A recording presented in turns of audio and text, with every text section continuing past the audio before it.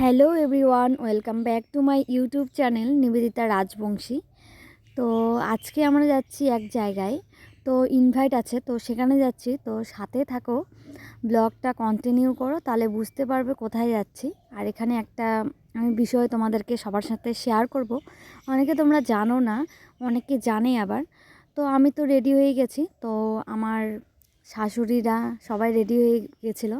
তো অনেকেই মিলে গেছিলাম, যেহেতু তখন অন্ধকার ছিল। বাইরে বের হয়ে রেডি হয়ে বের হয়ে, এটা হলো আমার যা, মানে আমাদের ফ্যামিলিতে, মানে আমার বড়, আমি সবার ছোট যেহেতু।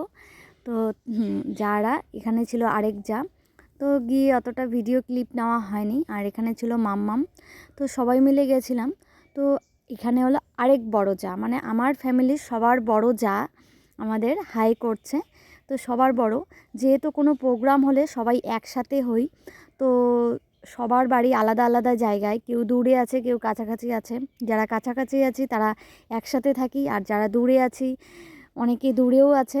তো সবাই মিলে দেখা হয় প্রোগ্রামে। তো সেদিন প্রোগ্রামটা ছিল আমার এক ভাগনার মেয়ের, তো চূড়াকর্ণ বলে।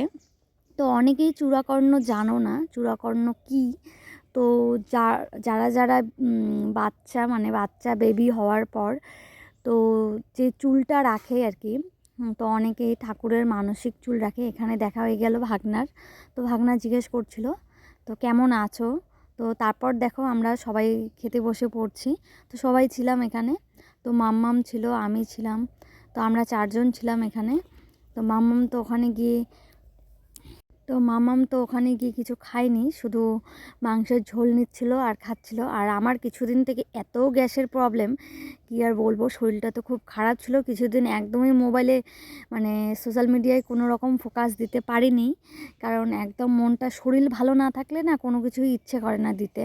তো কোনো কিছুই করি না। আর তার মধ্যে কাজের চাপ, ছোট, এখন বেলাটাও অনেক ছোট হয়ে গেছে, যেহেতু ছোটো দিনের বেলা। তো 25 ডিসেম্বর হয়ে গেছে, তো এখন থেকে তো দিনটাও বাড়বে, অনেকটা বড় হয়ে যাবে। তো এখন আর চিন্তা নেই।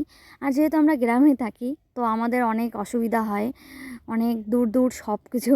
তো কাজ করতে করতে অনেক বেলা হয়ে যায়, তারপর আর ইচ্ছে করে না যে কিছু ভিডিও শিডিও তোমার এডিটিং করব বা করব। এখানে আছি আমরা এখন তিনজন, তো বর্মা শাশুড়ি, আমার শাশুড়ি আর যা ছিল। তো সবাই মিলে খাওয়া দাওয়া কমপ্লিট করে তারপর বের হয়ে পড়ি। তো এটাই ছিল চূড়াকর্ণ প্রোগ্রাম। তো কেমন লাগলো অবশ্যই জানি।